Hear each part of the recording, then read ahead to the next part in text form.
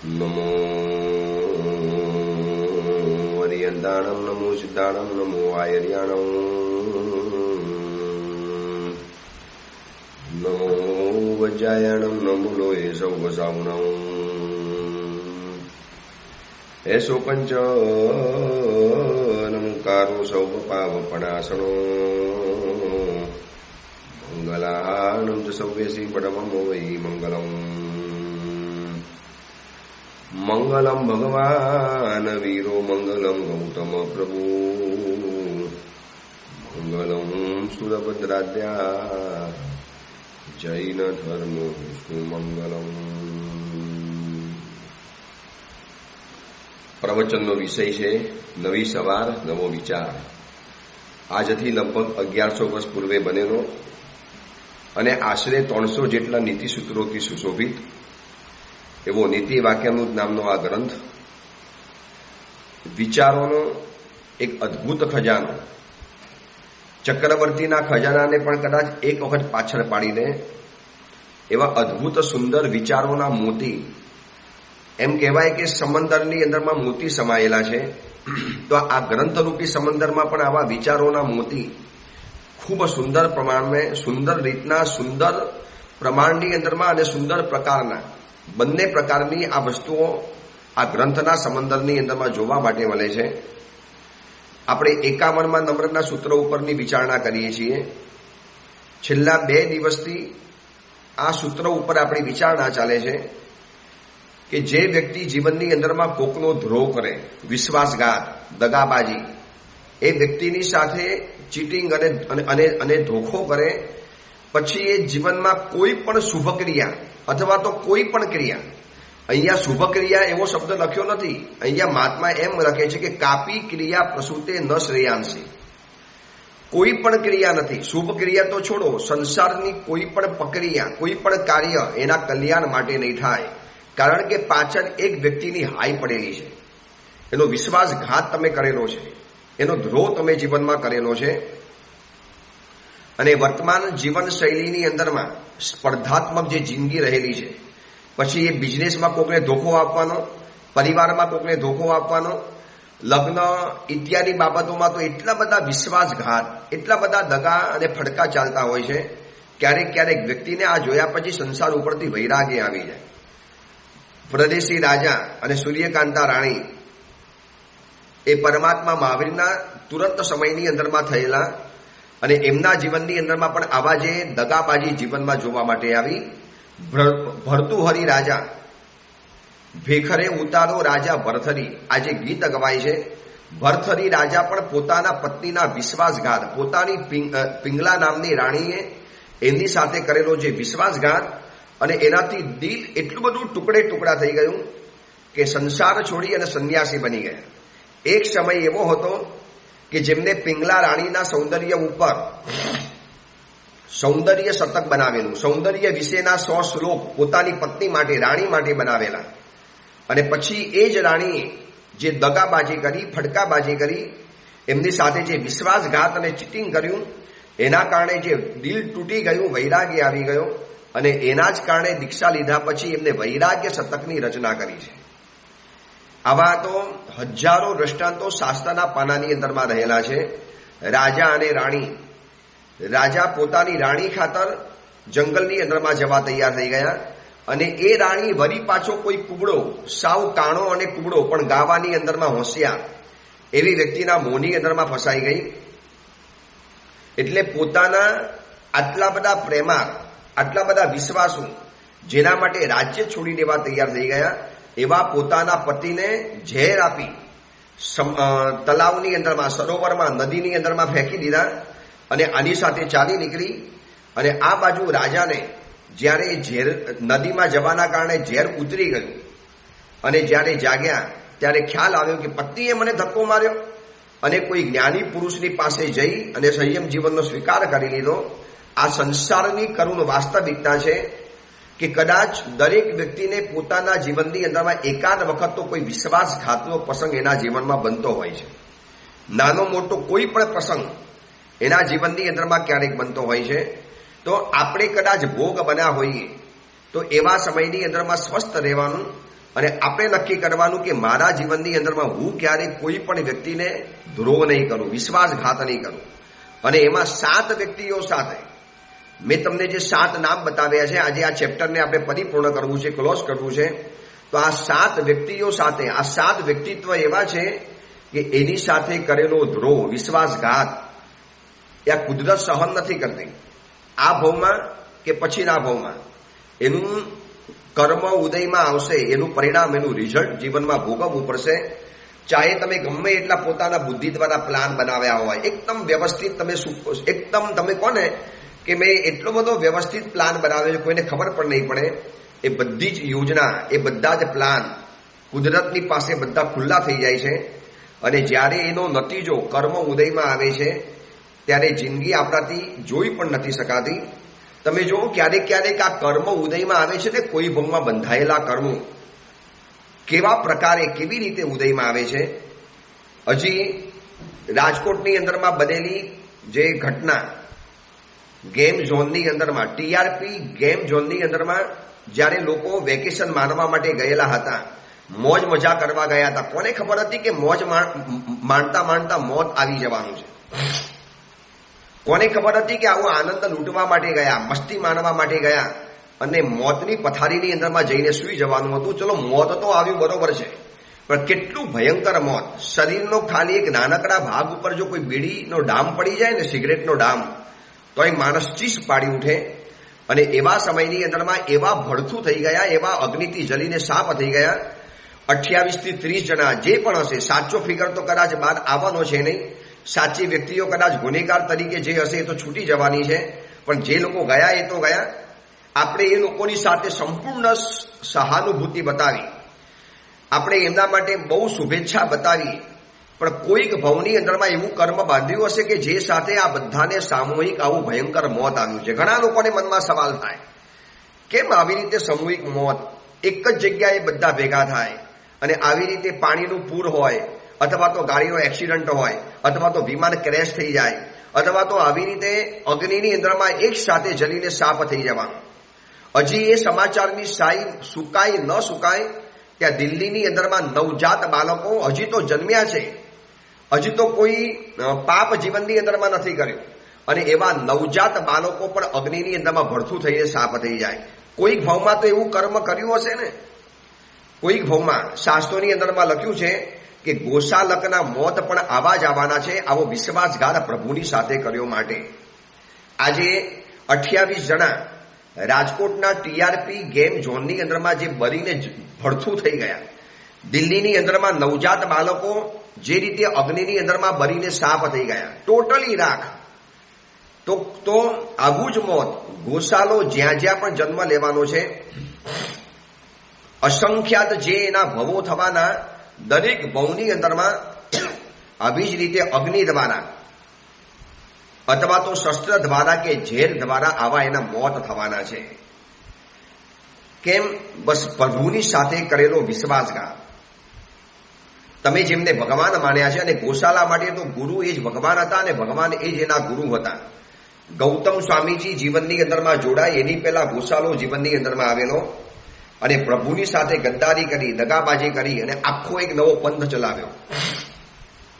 ચલો, નવો પંથ ચલાવ્યો તો પણ વાંધો નહોતો, ચલાવ્યો હોય, એની ઈચ્છા હતી, પરંતુ પરમાત્માને અસર્વજ્ઞ કહેવાનું, પોતાને સર્વજ્ઞ કહેવાનું, પ્રભુને જૂઠા કહેવાનું, પોતાને સાચા કહેવાનું.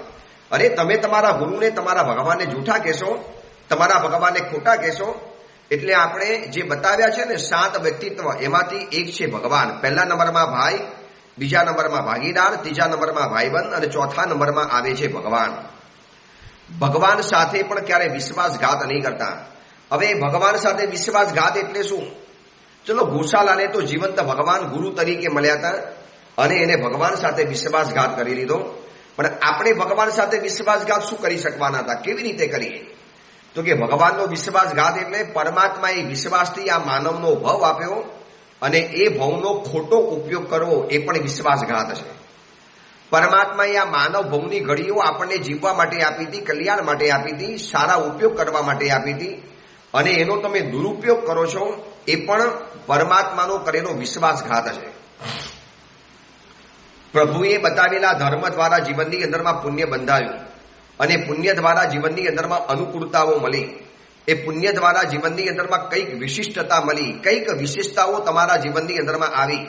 મારું તમારું જીવન એ પુણ્યના કારણે કંઈક સારું બન્યું અને એ પુણ્યનો ખોટો ઉપયોગ કરી અને આપણે જિંદગી જીવતા ગયા. એ પણ કદાચ પરમાત્માનો વિશ્વાસઘાત કહેવાય છે. ઘરની બાજુની અંદરમાં દેરાસર છે, પરમાત્માની કૃપાથી સરસ મજાનું ઘર મળી ગયું. હવે કોઈ કહેશે પરમાત્માની કૃપા કેવી રીતે? મહેનત તો અમે કરી, બજારમાં અમે ગયા, રાત દિવસ અમે લોકોએ દિમાગ ચલાવ્યું, બધા ઉજાગરા અમે કર્યા, ગામે ગામ અમે ફર્યા, ઓર્ડર અમે લઈ આવ્યા, લોકોની સાથે અમે ટાઈપ કર્યું, એવી કંપની શોધી, એવો માલ શોધ્યો, એવી રીતે લોકોની સાથે વિશ્વાસ પેદા કર્યો, લોકોની સાથે એવા રિલેશન જોડ્યા, એવા કોન્ટેક્ટ કર્યા, એવા કનેક્શન કર્યા. આ બધું જ અમે કર્યું. અને પછી તમે કહો પરમાત્માની કૃપાથી. હું એને કહું છું કે આ બધો જ પુરુષાર્થ જીવનમાં સફળ થયો છે માત્ર ને માત્ર તમારા કોઈક ભવના પુણ્યના કારણે. પુરુષાર્થ તો દુનિયાની અંદરમાં કરનારા ઘણા છે. પ્રવચન તો આપવાના પુરુષાર્થો બધા લોકો કરતા હોય છે, પણ એની સફળતા મળે છે માત્ર ને માત્ર કોઈક ભવના બાંધેલા પુણ્ય દ્વારા. અને આ ભવની અંદરમાં એ પુણ્ય સતત ને સતત ખર્ચી નાખવાનું, ખરાબ માર્ગે, ખોટા માર્ગે, બિનજરૂરી માર્ગે. તો આપણે એક પરમાત્માનો વિશ્વાસઘાત છે. વિશેષ આવશ્યક ભાષ્યની અંદરમાં લખ્યું છે, બહુ સ્પષ્ટ શબ્દોની અંદરમાં લખ્યું છે મલદારી હેમચંદાચાર્યજી મહારાજાએ કે પરમાત્માને તમે નમસ્કાર કર્યા, નમસ્કાર મંત્રનો જાપ કર્યો, કોઈ પણ નાની મોટી ધર્મની આરાધના કરી અને એના દ્વારા જે પુણ્ય બંધાયું, એના દ્વારા જે લક પેદા થયું. જેવી રીતે ઘરની અંદરમાં તમે સોલાર પ્લાન લગાવ્યો, સોલારની પ્લેનેટ લગાવી ઘરની અંદરમાં. હવે એના કારણે શું થશે? ધીરે ધીરે ધીરે ધીરે વીજળી બધી ભેગી થવાની અને એ જમા થયેલી વીજળી તમને રાતના સમયની અંદરમાં કામ લાગે. બસ એવી જ રીતે આ ધર્મ જીવનમાં કર્યો. કોઈ પણ શુભ પ્રવૃત્તિ એ જીવનમાં ધર્મ છે, કોઈ પણ સારો આચાર એ જીવનમાં ધર્મ છે, કોઈ પણ સાથે સારો વ્યવહાર એ તમારો ધર્મ છે. હવે એવા ધર્મ દ્વારા જીવનમાં પુણ્ય પેદા કર્યું. હવે આ પુણ્ય એનો માલિક કોણ? એના માલિક તમે કહેવાઓ, એટલે આપણે એના માલિક કહેવાઈએ કે પરમાત્મા માલિક કહેવાઈએ? પરમાત્માને નમસ્કાર કરવા દ્વારા પુણ્ય પેદા થયું. તો આ પુણ્યના માલિક કોણ? આપણે માલિક કે પરમાત્મા માલિક? જો નમસ્કાર આપણે કર્યા, મહેનત આપણે કરી, પૂજા કરવા આપણે ગયા, કપડાં આપણે પહેર્યા, દેરાસરમાં ખમાસના આપણે આપ્યા, પ્રદક્ષિણા આપણે આપી, આ બધી જ મહેનત આપણે કરી અને એના દ્વારા જે પુણ્ય પેદા થયું, આ પુણ્ય કોણ? વિશેષ આવશ્યક ભાષ્યની અંદરમાં લખ્યું છે કે પ્રભુ દ્વારા ઉત્પન્ન થયેલું પુણ્ય પણ પરમાત્માનું જ ગણાય છે, બીજાનું નથી ગણાતું. જેમ યુવા દીકરો છે, ભલે પોતે ભણ્યો, સારી કંપનીમાં જોબ કરી અથવા તો બિઝનેસ શરૂ કર્યો અને પૈસા કમાયા. હવે એ કમાયેલા પૈસા કોના ગણાય? દીકરાના ગણાય કે પિતાજીના ગણાય? આમ બહારથી લોકો શું કે દીકરાના ગણાય, કારણ કે દીકરાએ મહેનત કરી. પિતાજી થોડા બજારમાં ગયા છે, પિતાજી તો હવે નિવૃત્ત બની ગયા છે, પિતાજી તો હવે કશું કરતા જ નથી. ભલે કશું નથી કરતા પિતાજી, પણ દીકરાને પેદા કર્યો પિતાજીએ, દીકરાને તૈયાર કર્યો પિતાજીએ, અને એ દીકરા દ્વારા તૈયાર થયેલો, પિતાજી દ્વારા તૈયાર થયેલા દીકરાએ જે પૈસા કમાયા, એ પૈસાના માલિક ડાયરેક્ટ નહીં, કદાચ ઇનડાયરેક્ટ તો પિતાજી જ ગણી શકાય. કારણ કે પિતાજી હતા તો દીકરાનું અસ્તિત્વ છે, બાકી દીકરાનું અસ્તિત્વ કેવી રીતે હતું? તો આપણે જે પણ કાંઈ ધર્મ કર્યો, માસક સમન કર્યું, સિદ્ધિ તપ કર્યો, શેણી તપ કર્યો, હવે આ ચાતુર્માસના દિવસો આવશે 1.5 મહિના પછી અને તપસ્યાનો જે એક અંબાર લાગવાનો, ઘનઘોર તપસ્યાઓ થવાની, અદ્ભુત તપસ્યાઓ થવાની. મહાત્માઓ પોતાની પ્રેરણાથી આંબેલી, માસક સમણ, સિદ્ધિ તપ, શેણી તપ ઇત્યાદિ તપસ્યાઓના રેકોર્ડ તૂટવાના. આ બધા દ્વારા જે પુણ્ય પેદા થશે, પુણ્ય ઉપાર્જન થશે, એ પુણ્યના અંતિમ માલિક તરીકે તો અરિહન પરમાત્મા ગણાય છે. કારણ કે અરિહન પરમાત્માએ બતાવેલા રસ્તા ઉપર ચાલીને આપણે પુણ્યનો બંધ કર્યો છે, એટલા માટે માલિક તો અરિહન પરમાત્મા જ ગણાશે. ભાડુતી કાર ફેરવતા હોય અને સાંજ પડે જે પણ પૈસા ભેગા થાય, એનો માલિક કોણ ગણાશે? જેની કાર છે એનો માલિક, એ પૈસાનો માલિક ગણાશે. ઓલાને પગાર મળી જવાનો, ગાડી ફેરવવાનો પગાર, પણ માલિક તો માલિક જ ગણાય છે. બસ એવી રીતે મેં અને તમે જે પણ જીવનમાં નાનકડું કોઈ પણ સુકૃત કરેલું હશે, ભલે તમે આપણે માનીએ કે ન માનીએ, અથવા તો દુનિયા આ બાબતને સ્વીકારે કે ન સ્વીકારે, આજની યુવા જનરેશન કદાચ આ બાબત સ્વીકારે કે ન સ્વીકારે, પરંતુ ડાયરેક્ટ કે ઇનડાયરેક્ટ આજે જીવનમાં જે પણ કાંઈ ફેસિલિટી, સગવડ, અનુકૂળતા, શક્તિ કાંઈ પણ પ્રાપ્ત થયું છે એની પાછળ હરિહર પરમાત્માએ બતાવેલા ધર્મ દ્વારા ઉત્પન્ન થયેલું પુણ્ય છે. એટલે ભગવાન છે અને એવા ભગવાન દ્વારા ઉત્પન્ન થયેલું પુણ્ય ભગવાન માટે નહીં વાપરવાનું. અરે પરમાત્માએ જીભ આપી અને એ જીભ દ્વારા કહેવાનું હું ભગવાનને માનતો નથી, હું ભગવાનમાં બિલીવ નથી કરતો, મને આ બધું ગમતું નથી, મને આ બધું છે ને જીવનમાં ક્યારે મજા નથી આવતી, મંદિરો નહીં બનાવવા જોઈએ, હું મંદિરમાં પૈસા નથી ખર્ચતો. હા, તમે જીવદયા માટે આવો, અનુકંપા માટે આવો, કોઈ પણ ગરીબ માટે આવો, પણ દોસ્ત ગરીબ અને અનુકંપા અને જીવદયા આ બધામાં પૈસા ખર્ચવા જેવા છે. આવી સદબુદ્ધિ પેદા કરવાનું કામ પણ હરિહર પરમાત્મા દ્વારા જ થયું છે. એકો બી શુભ ભાવ ભગવત પ્રસાદેન લભ્યત્વા. સિદ્ધર્ષિ ગણી મહારાજા ઉપમિતિની અંદરમાં લખે છે, મારા તમારા મનની અંદરમાં એક પણ નાનકડો સ્વભાવ જે પેદા થાય છે એ હરિહર પરમાત્મા એટલે પરમાત્માની કૃપાથી પેદા થાય છે. જે પોતાના ઈશ્વરને માનતા હોય, જે પોતાના આરાધ્ય દેવને માનતા હોય. હવે તમે એમ કહી દો હું તો માનતો નથી, હું તો જવાનું નથી. ઘરની બાજુની અંદરમાં દેરાસર જવાની અનુકૂળતા છે, તમે પૂજા કરી શકો એમ છો, તમે આરામથી સવારને સાંજ દર્શન કરવા જઈ શકો એમ છો, તમે પરમાત્માની આરતી ઉતારવા જઈ શકો એમ છો. છતાં પણ તમે ન જતા હો તો આ પરમાત્મા સાથે કરેલો ધ્રોહ છે. આ પ્રભુની સાથે ધ્રોહ કેવી રીતે થઈ શકે છે એ હું તમને બતાવું છું. રાત્રિ ભોજન તમે છોડી શકો એમ છો, તમે એને રાત્રિ ભોજન કરવાની કોઈ જરૂરિયાત નથી. બિઝનેસ છે તમારો એવો સરસ મજાનો ગોઠવાયેલો, છતાં પણ શોખના કારણે, પ્રમાદના કારણે, આરસના કારણે એવું કોણે કીધું કે રાત્રિ ભોજન કરવાથી બધા નરકમાં જાય? બધા રાત્રિ ભોજન કરે છે, આખી દુનિયા કરે છે. અને વાત તો સાચી છે. અમે વિહારો દરમિયાન આ જોઈએ છીએ, જ્યારે વિહારો કરીએ, સાંજનો વિહાર હોય એટલે સૂર્યાસ્ત પછી પણ એકાદ કલાક અમારો વિહાર ચાલે. ગરમીમાં બહુ વહેલા તો નીકળાતું નથી, એટલી ભયંકર ગરમી વરસતી હોય છે. એટલે 6 વાગે વિહાર શરૂ કરીએ અને મકાનમાં પહોંચતા 7:45 થઈ જાય. અત્યારે 8 વાગ્યા સુધી અજવાળું હોય છે, 7:15 સુધીમાં તો સૂર્યાસ્ત થાય છે. એટલે એ પછી લગભગ અડધાથી પોણો કલાક અજવાળું હોય.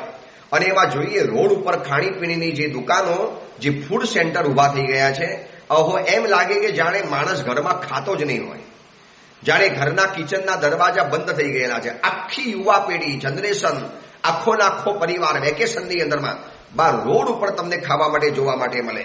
હવે એ સમયની અંદરમાં પેલો કે જો આખી દુનિયા બહાર ખાય છે, અડધી દુનિયા રોજ રાત્રિ ભોજન કરે છે, પોણા ભાગની દુનિયા રાત્રિ ભોજન કરતી હોય છે. શું બધા નરકમાં જવાના? આટલી મોટી નરક બનાવેલી છે, નરકમાં આટલી મોટી જગ્યા રહેલી છે. દોસ્ત, બુદ્ધિનો વ્યભિચાર કરવો હોય તો કરી શકાય છે. તમારી દલીલોને તોડવા માટેની તાકાત અમારી પાસે પણ છે. પણ માનવું હોય તો માનવાનું, ન માનવું હોય તો ન માનવાનું. પરંતુ ન માનવું એ પણ એક જાતની પરમાત્માની કરેલી તમે આશા જ ના રહેલી છે. ભલે માનો કે ન માનો, તમને કોણ કહે છે તમે પરાણે માનો? અમે તમને ક્યાં કહીએ છીએ કે તમે આ બધી બાબતોને સ્વીકારો? પણ જે હકીકત છે એ હકીકત છે કે પરમાત્મા સાથે આપણે આવી રીતે પણ વિશ્વાસઘાત કરતા હોઈએ છીએ. એટલે નંબર 1 ભાઈ સાથે વિશ્વાસ, ભાગીદાર, ભાઈબંધ, ભગવાન, આટલી 7 વ્યક્તિઓ સાથે બિલકુલ જીવનમાં વિશ્વાસઘાત કરવા જેવો નથી. એના પરિણામ બહુ ભયંકર રીતે આપણા જીવનની અંદરમાં આવી શકે એમ છે. હવે નંબર 5, 5મા નંબરની અંદરમાં આવે છે ભલો માણસ. ભલો માણસ એટલે એકદમ ભોળો ભદ્રિક એક વ્યક્તિ છે, સાવ ભલો, જેને સંસારની આટી ઘૂંટીની કચ્છી ખબર નથી, જેને સંસારની અંદરમાં આવા ષડયંત્રો ચાલે કોઈ કહેતા કોઈ ખબર નથી. આજે અમે પણ એવા કેટલાય સાવકો જોઈએ છીએ, એમ લાગે કે આ માણસ સંસારમાં કેવી રીતે સફળ થઈ શકશે? આટલો બધો ભોળો, આટલો બધો સરળ, આટલો બધો નિષ્કપટી. અને આ સંસાર ચારેકોર કપટીઓથી ભરેલો સંસાર છે. સ્વાર્થ અને દગા ફડકાથી ભરેલા માણસો રહેલા છે. કોઈ પણ વ્યક્તિને જીવતા નીચોવીને લોહી પી જાય એવા દુનિયાની અંદરમાં ખતરનાક માણસો ભરેલા છે. અને એ દુનિયાની અંદરમાં આવો ભલો માણસ, આટલો બધો ભલો માણસ કેવી રીતે આ સંસારમાં જીવી શકશે? જેને બધાની ઉપર વિશ્વાસ થાય, જેને બધાની વાતો સાચી માની લે, એટલો બધો ભલો માણસ છે, એટલો બધો ભોળો માણસ છે, એટલો બધો સરળ અને નિષ્કપટી માણસ છે કે કોઈ મારી સાથે કપટ કરી રહેલું છે એ વાત એ સ્વીકારવા પણ તૈયાર નથી.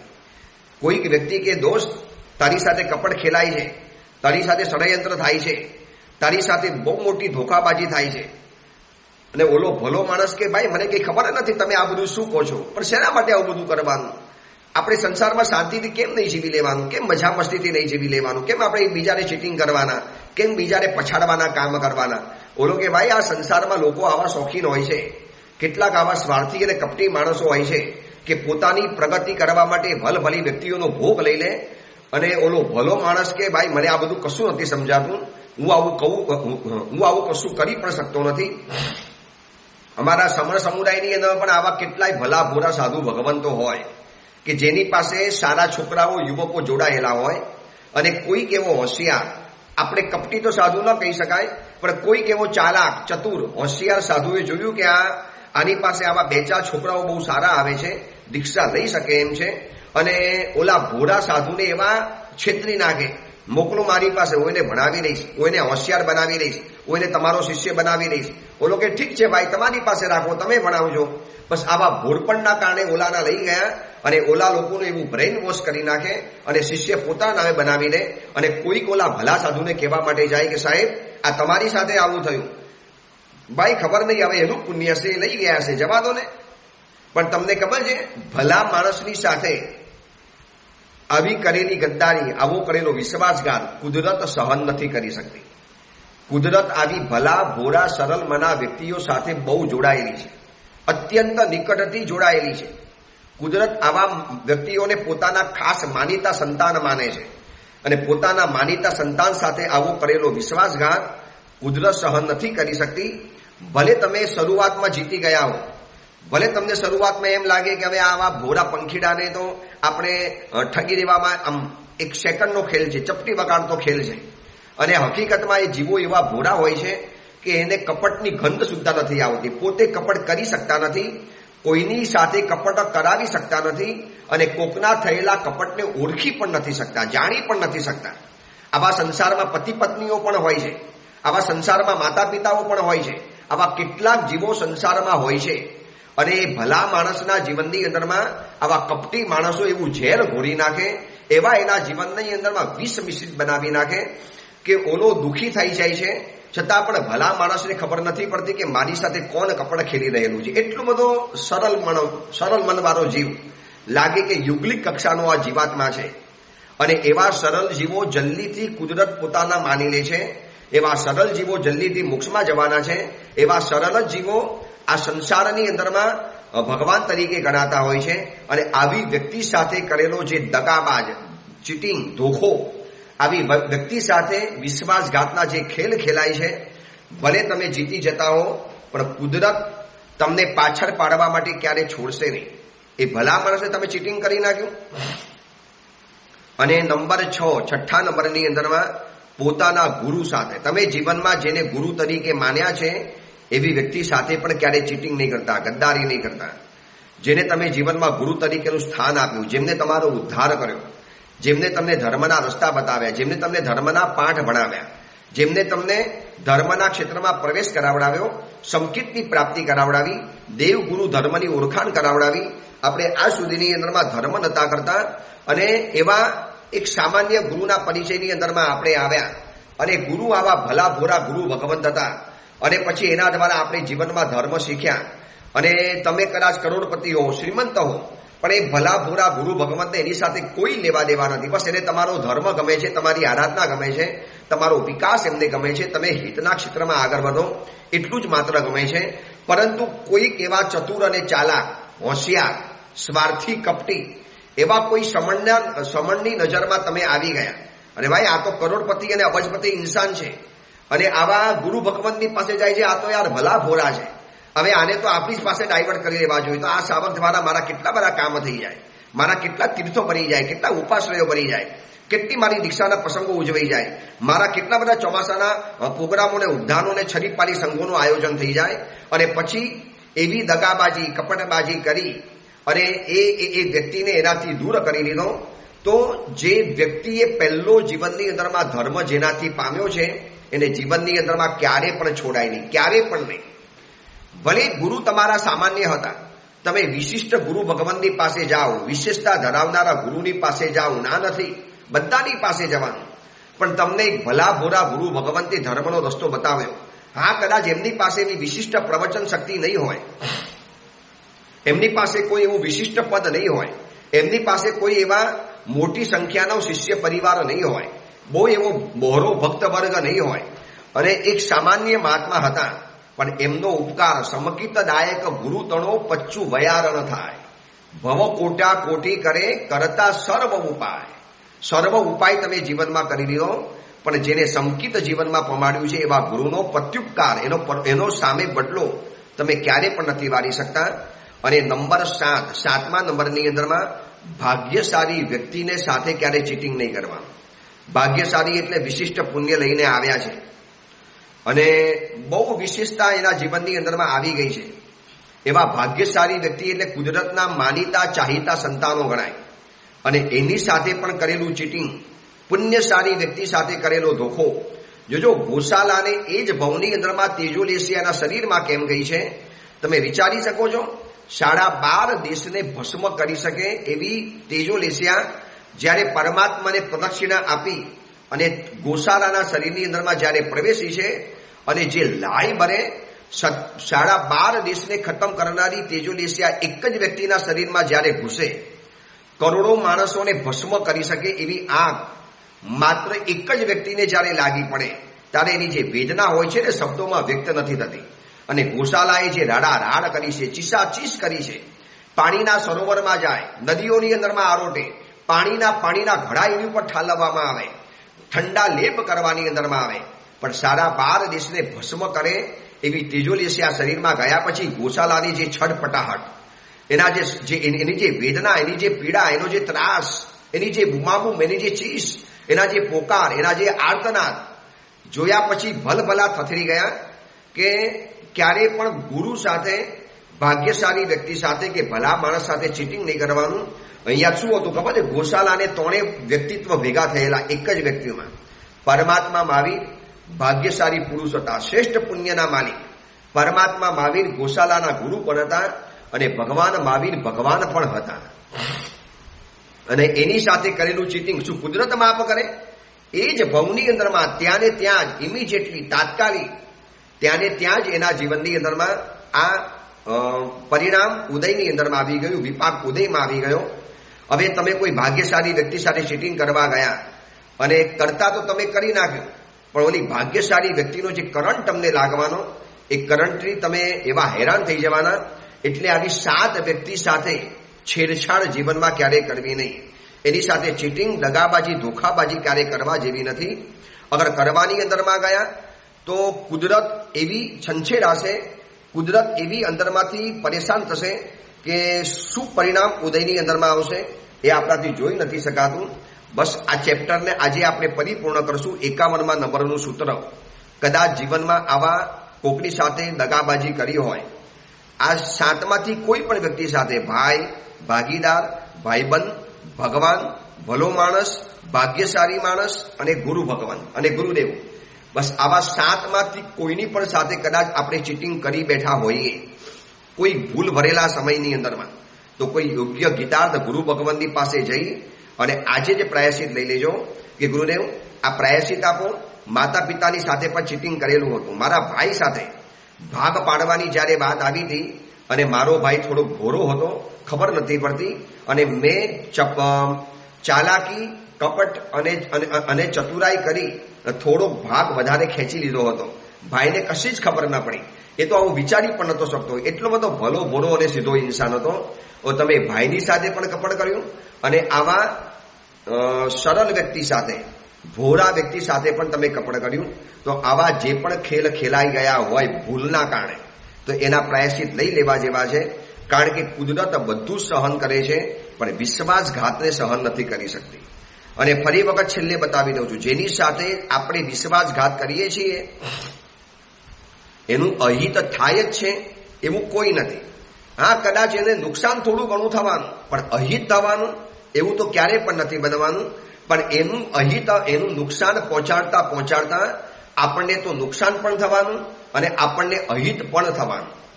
દિવાશ્રી એટલે તીલી, માચીસની તીલી કોકને જલાવતા પહેલા પોતે જલી જતી હોય છે, પોતે ખતમ થઈ જતી હોય છે. તો આ વાક્યને યાદ રાખજો. ન ખલુ ભૂતદ્રુહામ કાપી ક્રિયા પ્રસૂતે શ્રેયાંસી. જીવો સાથે દ્રોહ કરનારા વ્યક્તિઓની કોઈ પણ ક્રિયા કલ્યાણને કરનારી બનતી નથી. જે જીવોની સાથે દ્રોહ કરેલી બેઠેલા હોય છે એનું કોઈ પણ કાર્ય સરળ નથી બહાર ઉતરતું, સીધી રીતે પાર નથી પડતું, એના કોઈ પણ કાર્ય કલ્યાણકારી નથી થતા. ડગલે પગલે એ પાપના કારણે એને વિઘ્નો આવ્યા કરવાના, અંતરાયો નડ્યા કરવાના. આ ભવની અંદરમાં ઘણા લોકોની ફરિયાદ છે, કેમ આટલા બધા જીવનમાં અંતરાય આવે છે, બિઝનેસમાં, પરિવારમાં કેટલા બધા અંતરાયો આવે. અંતરાયનો સામનો કરતા કરતા કરતા થાકી જવાય છે. બસ કોક ભવની અંદરમાં આવા કરેલા ચીટિંગ, આવી કરેલી ગદ્દારી, આવા કરેલા વિશ્વાસઘાત, એ જ પાપો આવા ઉદયની અંદરમાં આવે છે. એનાથી આપણે ખૂબ બચીએ. એ જ મંગલ કામના, મંગલ ભાવના. જેના આજ્ઞા વિરુદ્ધ કાંઈ પણ બોલાયું હોય તો મિચ્છામી દુક્કડ.